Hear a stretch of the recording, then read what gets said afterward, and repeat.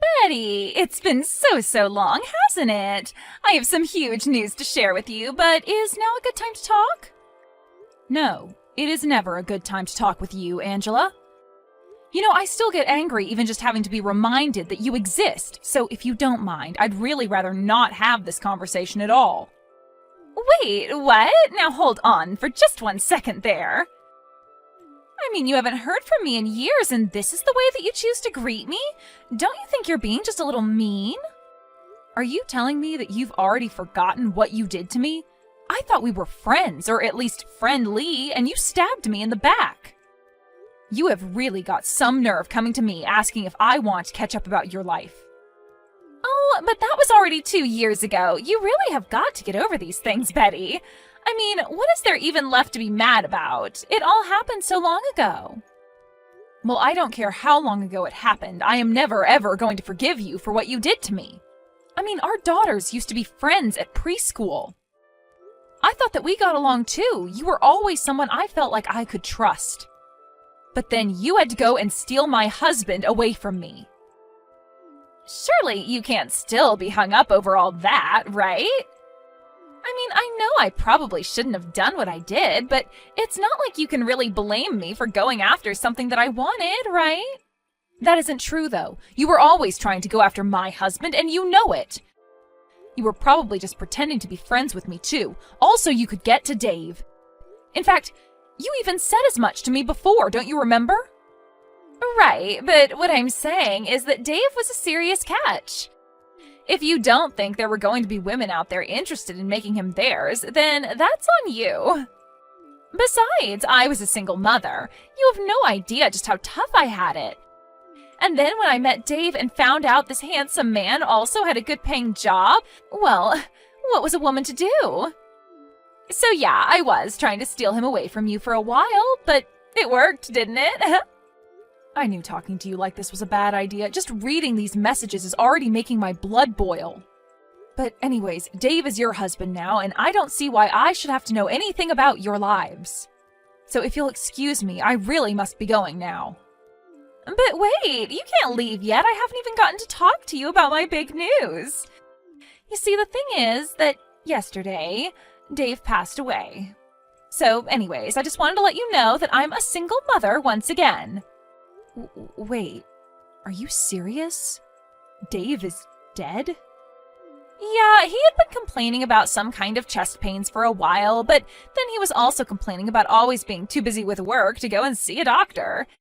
And then yesterday he just collapsed at work and never got up. It sounds to me like he had a stroke. I see. Well, thank you for sharing that information with me. I really had no idea that Dave was gone. Oh, I guess this means that I'll have to break the news to little Julia then. He really was taken from this world too soon. Like, couldn't he have waited just a little longer? Can you believe that we were only married 2 years before he kicked the bucket? You know, I have a lot of things I want to say to you, but for now, just know that I really am sorry for your loss. I hope that wherever he is, Dave is in a better place now. Thank you for those kind words, Betty. But you really don't need to waste any time worrying about me, you know. I may be single again, but I'm not going to let that get me down. I'm going to move on with my life. And it also helps that I get everything in Dave's will, too. I'm sure that all that money will help me in recovering from my tragic loss. Wait, what do you mean? Dave left you money in his will? That's right. I really just can't believe he's gone. I mean, I was just starting to really enjoy the life of being a wife of a CEO. But now that he's gone, I guess that just means that I'll have to have enough fun for the both of us. Well, I'll try and avoid speaking ill of the dead. But if you have to give him credit for anything, Dave knew how to run a business. Not only that, but he was never once late with a child support payment. But I guess he must have also set something aside for you as well. Oh yes, he did. And I was going to take that money, go to South Korea, and get plastic surgery. Then I'm going to be the hottest widow on the market, and it is going to make finding a new man to sweep me off my feet that much easier. Oh man, maybe things will finally go well for me. Wait a second, Angela. Don't you think that you're being just a little disrespectful right now? What are you talking about? In what way am I being disrespectful? Well, I mean that you're bragging about the money you're going to inherit from Dave, and not only that, but you said you were going to use it to find a new husband. Don't you think there should be a longer mourning period or something for him? I don't really see how the amount of time I spent mourning is going to make any other man want me more. If anything, it'll just make me look like some depressed widow who is too sad to remarry, and I really don't think that's what Dave would have wanted for me. I'm not saying that you don't deserve to be happy in your life, but the funeral hasn't even happened yet, right? Should you really even be thinking about the inheritance this early after he's gone? I knew it! I knew that you were just jealous of how much money I was going to be getting, but anyways, now you know what's happening.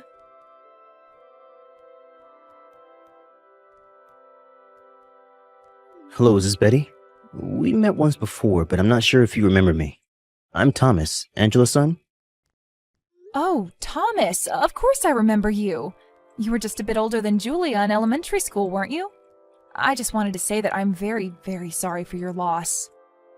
I'm not sure how close you and Dave managed to get before he passed, but I'm sure this is hitting you quite hard. I didn't think of Dave as my dad at all. In fact, to me, he was always just Julia's dad that my mom managed to steal from your family. But I could never live with the feeling of stealing Julia's dad. Thomas, I had no idea that you felt this way about the whole situation. Well, I actually am messaging you today because I have a few things that I want to talk to you about. For example, do you know how to have a funeral? I've tried looking up things online, but I feel like it just made me more confused than anything else. Wait, what? Why on earth are you looking up something like that? Well, my mom said that she didn't have time to deal with Dave's funeral, so she told me to handle it all. So I guess that means that I'm in charge of organizing it and stuff. You have got to be kidding me. Did your mom really say that? Yeah, I mean, my mom is back to being a single mother. We don't really talk to any of our relatives. Especially not after she had her affair with Dave. That was the last straw for a lot of people. But anyways, that's bad for me because it means that I don't have anyone to ask. But wait a minute. Where is your mom right now, Thomas? I mean, why in the world would she leave arranging the entire funeral up to you? Well, my mom is actually out of the country on vacation right now. She told me that she just found out that the check for Dave's money just cleared and that she was off to spend it. She's away on a vacation right now? So not only is she not going to be at Dave's funeral, but the reason she won't is because she's traveling? Betty, I just want you to know how sorry I am that you've had to deal with my mom's antics. I really am always trying to stop her from acting this way, but anytime I say anything to her, it's like talking to a brick wall. She doesn't listen to anything I have to say. And this morning when I woke up, she was gone. Thomas, please, you do not have to apologize to me for what your mom does. In fact, I'm glad that you reached out to talk to me about all of this. I'm very proud of how maturely you've been acting about all this. As for the funeral, that isn't something a child should have to plan. You can leave it all to me. You mean it? You really want to help plan your ex-husband's funeral? Even after he left you and Julia for my mom? I don't know what to say. All this time I thought that I should have had to plan the funeral as a kind of punishment. You don't deserve to be punished for anything, Thomas. You haven't done anything wrong. You're a very sweet and kind boy, but this is something the grown-ups should have to deal with. But what I want to know is, if your mom is away on her trip, are you okay? Do you have enough food in the house for yourself? Kind of. I've been eating a lot of frozen meals that I'm getting from the store, but I'm pretty used to it after all this time. All this time? What do you mean by that, Thomas? Well, I just mean that my mom never cooks for me to begin with, so ever since I was little, I've always been eating prepared stuff from the store. But when my mom married Dave, she told him to give me more money to buy food, so I was actually given a budget of about $20 a meal. And Dave really had no problem with you never eating a home-cooked meal at all? I don't know whether or not he minded, but he was always too busy with work to do anything. I mean, we would eat out together at restaurants from time to time, but that was it, really. So neither Dave nor your mom ever cooked a meal for you themselves? I don't get it. Don't they understand how important this time of your life is for growth? Thomas, I want you to come over to my house right away. You are welcome to stay here until all the funeral business is done with. Wait, what? You can't really be serious about that, right? Of course I'm serious. Besides, Julia is always talking about wanting to see you. She hasn't seen you since Angela and Dave got married and you transferred schools. I think it's been at least 10 years since you last saw each other. But there's no way that I could ever face your daughter in person. I mean, my mom was the person who stole her father away from her mother. I'm the son of the woman who completely ruined her family. But you didn't do anything, and you can't blame yourself for this. This is all on your mom, and you shouldn't feel any responsibility for it at all. Now please, come over here and enjoy some real food. Honestly, someone your age shouldn't be having to deal with all of this. It's just tragic. Betty, thank you so much. Of course, but I just wonder if you haven't already forgotten where I live. Anyways, I'll think of something special to cook for dinner tonight, so you hurry on over here.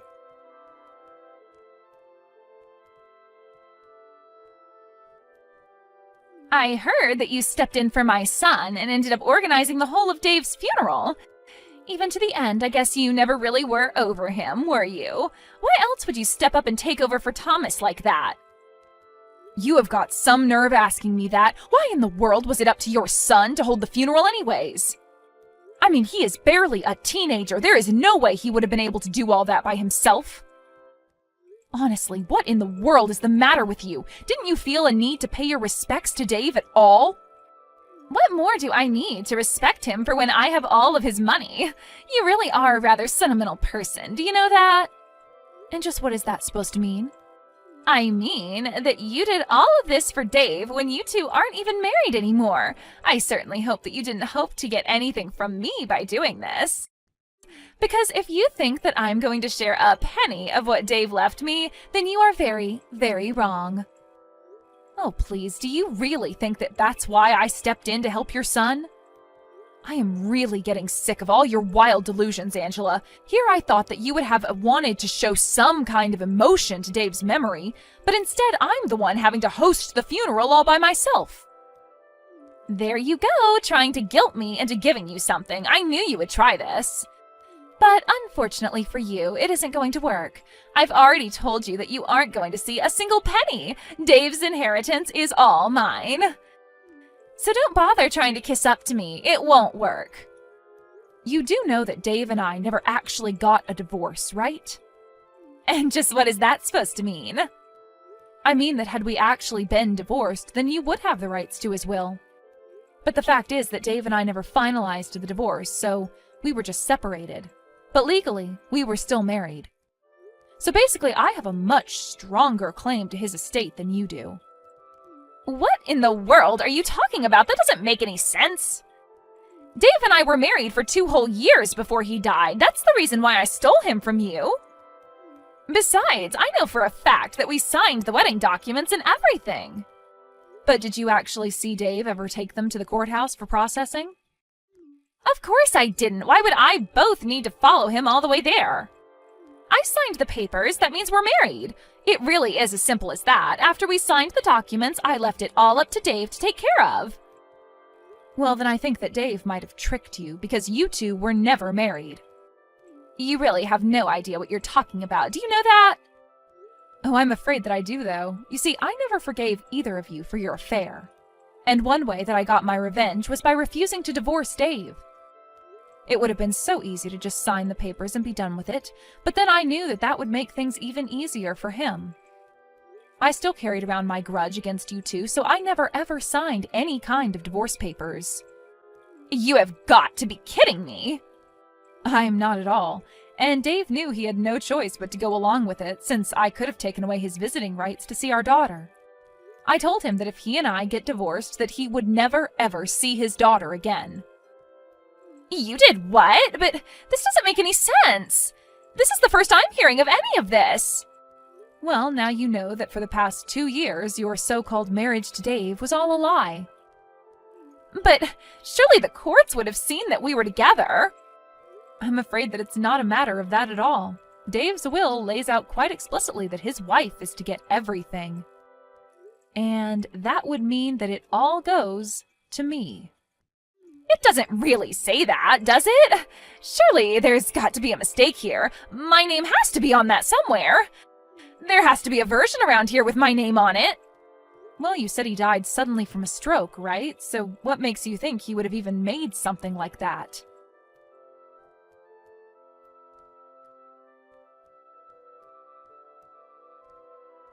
I found Dave's will, and just as I thought, I am going to get a huge amount of money.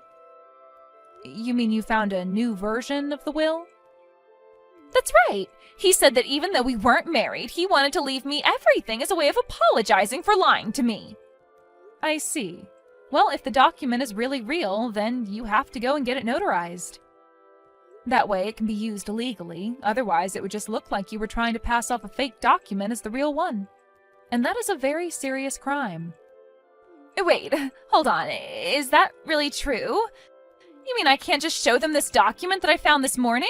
But then, you have to at least give me something. Ah, so you mean you did forge that document? Please, I have a child. I need Dave's money to take care of him. Oh, don't worry about me, Mom. Betty already said that she was going to pay for my college. I'm glad that you got back home from your trip there. Betty was so worried about me when she heard that you were gone. She took me in for a few days. Wait a second. Is this Thomas? What are you talking about? You're with Betty right now, and what do you mean she's going to pay for your schooling? I mean that she is going to be more of a mother to me than you ever were. She already has been in just a short time that I've been here. We've been talking, and she told me that if I managed to get into a college, that she would pay for all 4 years of my tuition. But that isn't fair. What do I get there? I don't care what you get, Mom. I was talking with Julia, and she was so excited that we're going to go to college together. Thomas, you can't trust someone like Betty. She's going to charge you interest. She's going to try and trap you with debt. No. She said she was going to do all this for free. Betty told me I won't owe her a penny, ever. And so, I really don't need or want you in my life anymore, Mom. I think I'm old enough to take care of myself. And after all, I've been doing it already for years now.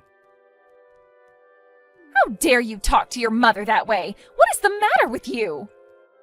Is that really the last thing you wanted to say to me as my mom? No, wait, don't go. I'm sorry. Please, you have to talk to Betty and convince her to share some of that money with me. I need it. I see. Well, if that's all you need me for, I think I'm going to be going now.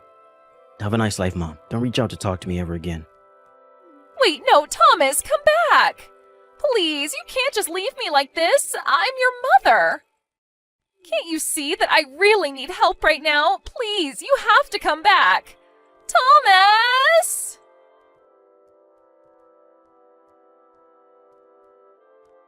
After that, I talked with Thomas and agreed to let him live with Julia and I. He really is a brilliant kid, and he excelled in all of his classes. By the time he finished school, he was valedictorian and even gave a speech to all of his classmates. Julia and I support him through the college application process. By the time he heard back from all the schools he applied to, he had 5 different full-ride offers to choose from. I continued to get harassing messages from Angela begging for money. She even hired a lawyer and tried to sue me. But she quickly burned through what little money she had left doing that, and it got her nowhere. Now that Thomas is in school, he tells me that he swears to pay me back one day. And I tell him that he has nothing to worry about at all.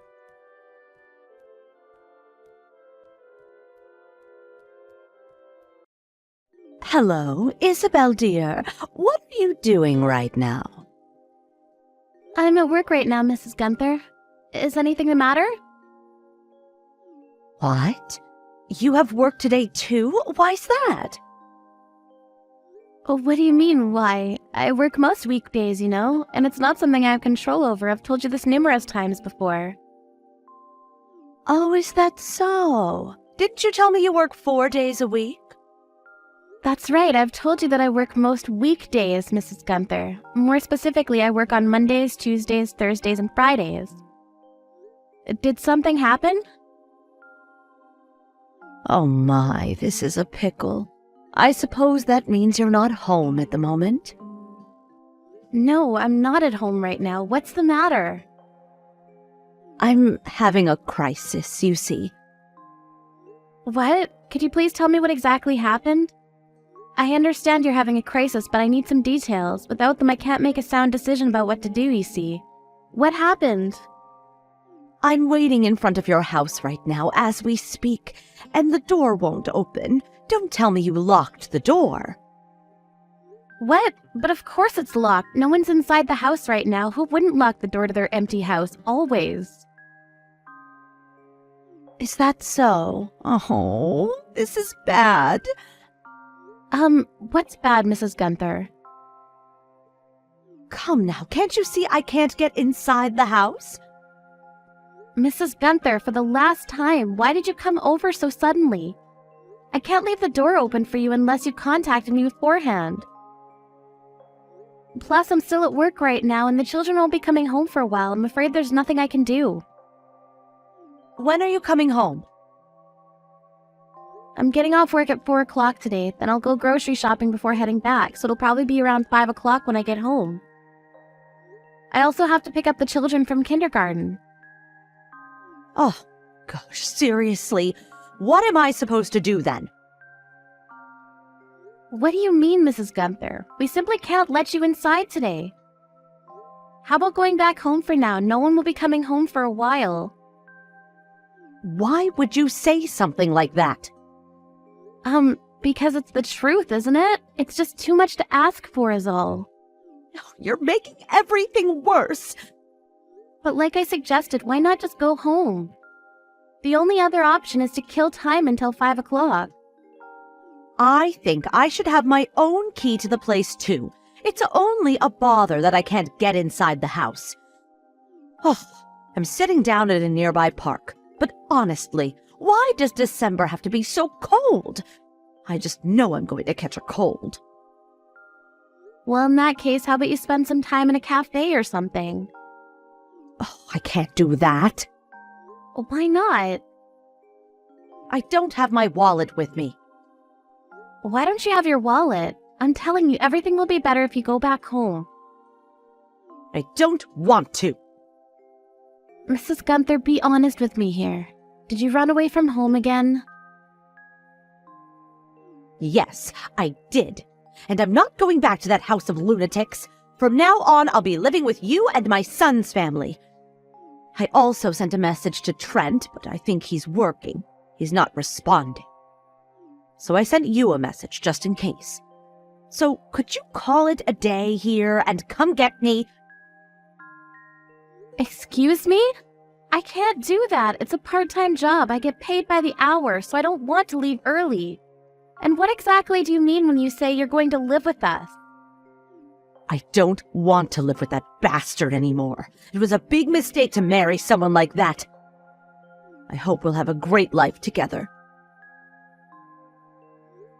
I appreciate the sentiment, but our house is small. We can't possibly provide any space for you, Mrs. Gunther. It'll be all right. I'm fine with the storage room you have. That's all I'll need. I have everything with me, and it isn't much at all. And that's why I can't go very far. So it would be a huge help if you'd come get me right now. What? You even brought your things with you?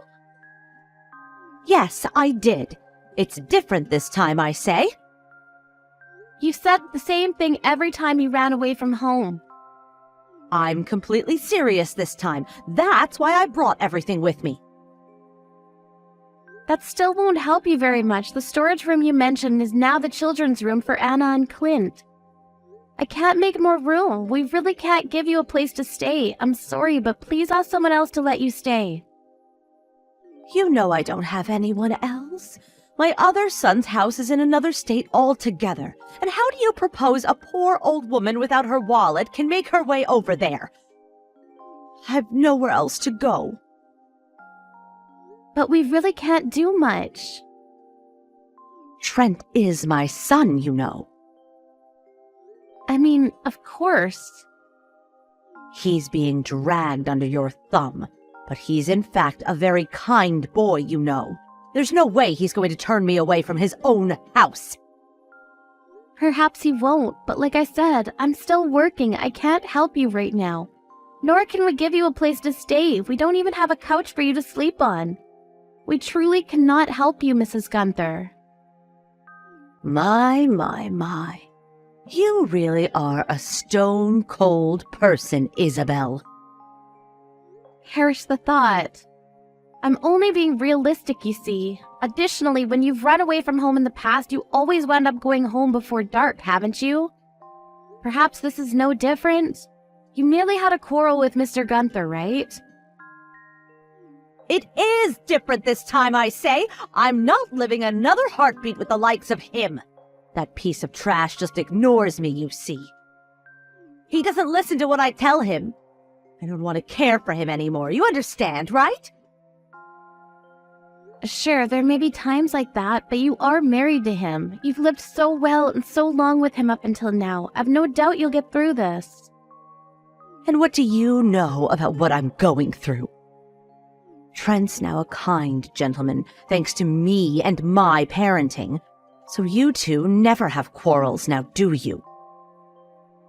We do, actually. Do you really? I can only say you're always in the wrong then. Completely. No question about it. Perhaps you think so. I, however, beg to differ. In any case, could you come get me now, this minute? I can't wait like this any longer. It's cold and I'm going to catch a cold. Leaving a poor old woman like me outside in the chilling air. You must have something wrong with you, If only Trent would respond. I wouldn't be suffering now. Trent's also at work, Mrs. Gunther, and so am I. But your job's only part-time, right? Hurry up and get back here already. Your job won't mind covering for you for a few minutes now, will they? No, I suppose they won't. All right, Mrs. Gunther, you win. Hurry up now. I'll ask my boss if I can leave early today. Oh, I can't wait anymore. Can you shake a leg, please? I'm cold. Why are you so cruel to me? Okay, I get it now. I understand. I'm leaving now. I'll be there in about 20 minutes.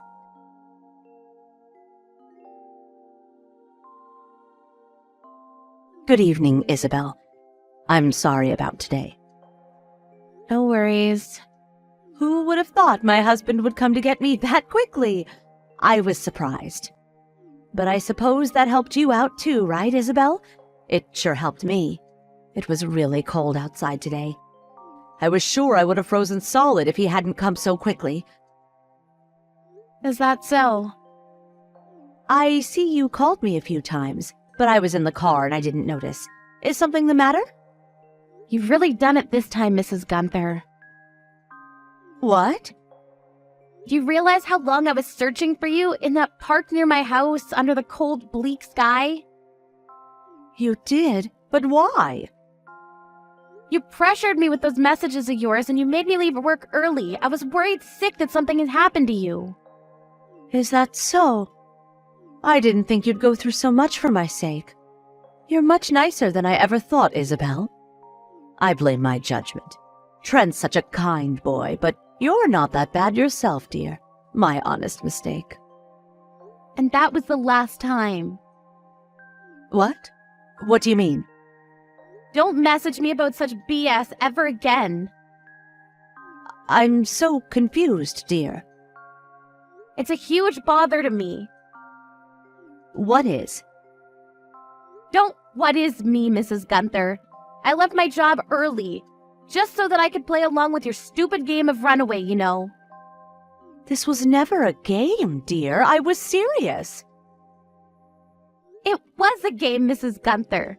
That's all it ever was. You just wanted to get Mr. Gunther's attention. Is that it? That's not true at all. What you're doing is too childish for your age. Talking to him while he was watching TV, making a mountain out of a molehill, when he never responded. He nearly didn't notice you. And yet you accuse him of neglecting you and then you run away. It's no different from what a child would do.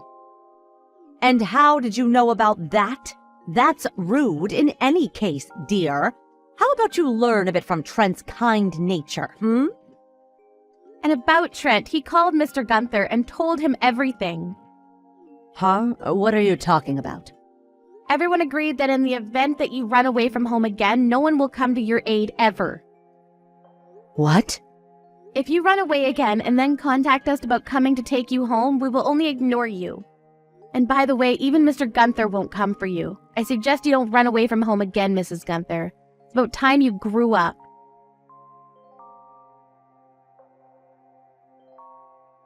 In the end, Kayleen has been strictly told by her husband and by her son to never do that again.